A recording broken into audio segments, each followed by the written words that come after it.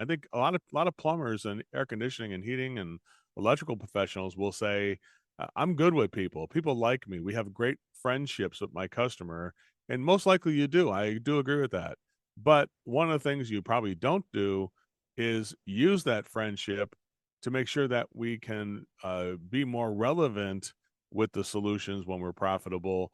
Because if the solution is more relevant, I think both the consumer and the service provider believes that this service is now worth it.